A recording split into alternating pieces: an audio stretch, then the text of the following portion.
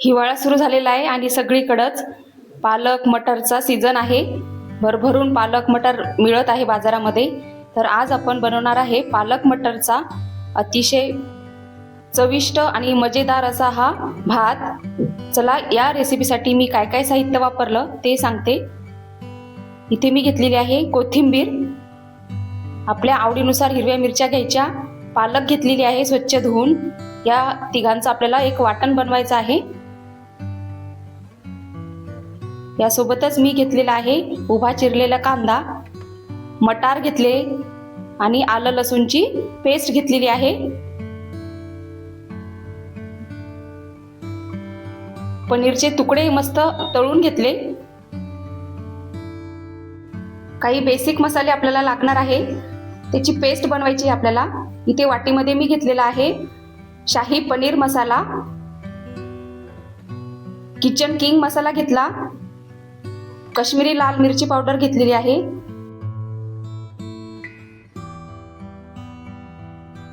गरम मसाला घेतला, धने पावडर आणि जिरे पावडर सुद्धा आपल्याला घ्यायची आहे। आणि याची स्मूथ अशी पेस्ट आपल्याला बनवून घ्यायची। थोडंसं पाणी घालून याचं पेस्ट बनवून घ्यायची आपल्याला। आता मिक्सरच्या भांड्यामध्ये हिरवी मिरची, कोथिंबीर आणि पालक घालून याची पण पेस्ट बनवून घ्यायची आहे।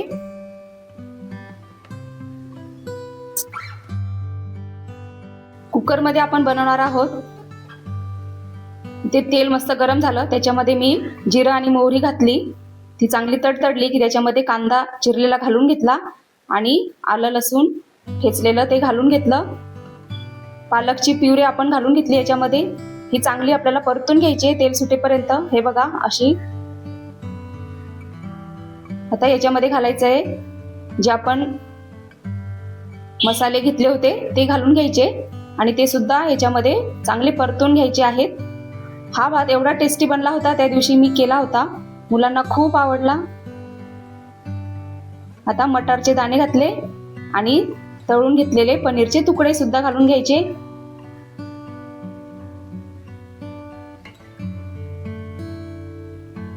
एक चमचा मी याच्यामध्ये टोमॅटो केचप घालून घेतलं, याने खूप छान चव येते। आता हे चांगलं मिक्स करून घ्यायचं आहे। 2 वाट्या मी तांदूळ घेतले होते।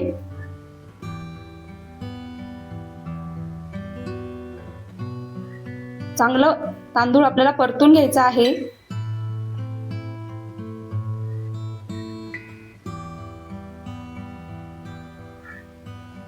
चवीनुसार मीठ घालायचं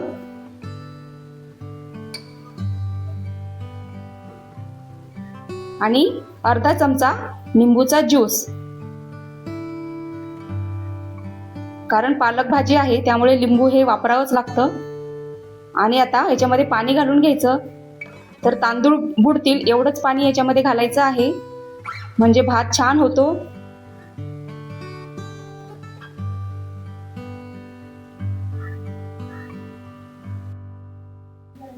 वरून थोडंसं बटर घालून घेतलं म्हणजे भाताची चव अजूनच वाढते।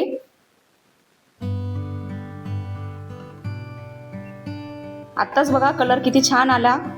आता 3 ते 4 शिट्ट्यांमध्ये भात चांगला शिजवून घेतला। हे बघा मस्त पालक मटरचा भात आपला तयार झाला। बघा किती मस्त भात झालेला आहे आणि चवीला तर खूप छान होतो, सगळे आवडीने खातील। आणि या भाताबरोबर लोणचं किंवा कोशिंबीर आणि ठेचा असेल तर मग अजूनच मज्जा येते।